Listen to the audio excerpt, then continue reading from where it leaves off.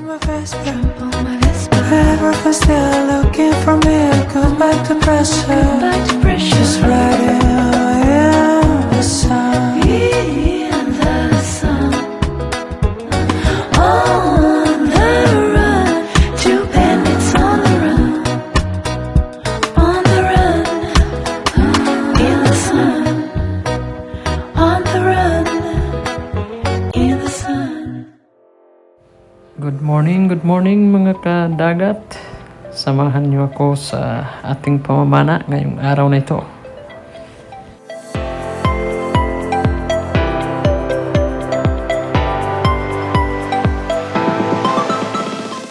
Ito yung ating unang huli guys, isang mangrove snapper. Hindi na natin na-open yung ating camera kasi warm up pa lang natin to guys. Pero may isang malaking blazing na sumalubong sa atin. So good size na to guys. Kaya pinana ko na isang mangrove snapper. Ayos to guys sa pansabaw. Masarap na klase na isda to guys.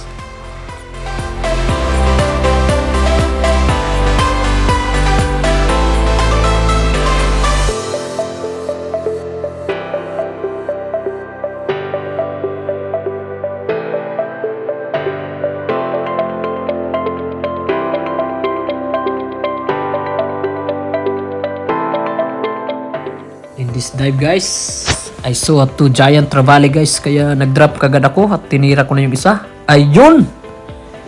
Natamaan natin guys pero hindi natin stone shot. Kaya ang ginawa ko guys, hinigpitan ko talaga yung kapit para hindi ito maisabit sa bato. Kasi malakas to na klaseng isda guys. Ayan, may shark pala guys na nakapaligid sa ating isda. Gusto siguro tayong unahan nito guys. Kasi pag ganito mga klaseng pating guys, tax collector to, kumakain to guys ng mga isda pag nahuhuli natin, especially sa pamamana guys. Kaya ang ginawa ko dito guys, unti-unti ko na tong hinahatak guys, baka may sabit pa to sa bato guys. At yun, nakita ko guys na tumagos talaga yung ating shop sa kanyang katawan. Kinakabahan ako dito, baka mapunit yung isda, kaya dinadandahan ko na lang. At dito guys, may nakita pa ko ng isang GT. Siguro kaibigan niya to guys, gusto niyang samahan yung kaibigan niya. At yan, dumating na guys ang malaking tax collector. Marami to sila guys, gusto siguro nilang kainin yung ating isda guys. Kaya ang ginawa ko dito, dinala ko na lang to sa ibabaw para talagang mas sure natin na makuha natin yung ating GT guys. So dito guys, talagang dinadahan-dahan ko na guys to para pag mahawakan natin to guys sa buntot, parang makakampante na tayo dito guys. Kasi yan ang mga sitwasyon, meron hindi talaga nating inaasahan.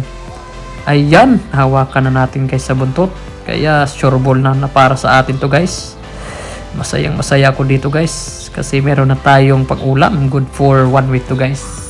Isang malaking GT guys, 5.5 kilos. Ayun, masarap to sa linaga guys, tinula. Ito yung aking paborito. Itong klaseng isda guys, giant trevally o mamsa tawagin dito sa amin sa Samar.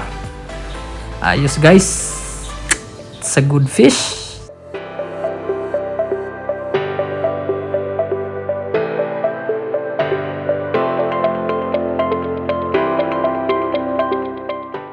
Habang papunta tayo guys, may napansin tayong isang lobster. Nasa mababaw lang, kaya kukunin na natin to guys. Kasi good size na, mga around half kilos na to guys. So kinuha na natin guys, sinuunti-unti natin dinudukot. Ayun, gusto pang makawala guys, pero mabuti na lang ninja yung ating mga moves guys, kaya nahuli pa rin natin yung lobster. Wow, isang lobster guys. First time natin na makahuli ng ganitong klaseng isda guys. So uulamin natin to guys kasi masarap to. Isang lobster. Habang papunta tayo sa bangka guys, may nakita tayong isang mangrove snapper. Kaya pinana ko na to guys. Kaya hindi ko na open yung ating camera.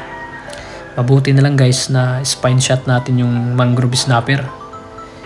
Kaya isang malaking blessing to guys. Ayun, nakawala pa guys. Mabuti na lang hindi na masyado malakas yung isda kasi bali na siguro ang kanyang spine. Kaya ang ginawa ko guys, trinay ko pang tinusok, pero talagang makapal yung kanyang skin. So ang ginawa ko guys, sinawakan ko na lang kasi meron naman tayo mga kamay. So sureball na to. Isang masarap na klaseng isda din to guys.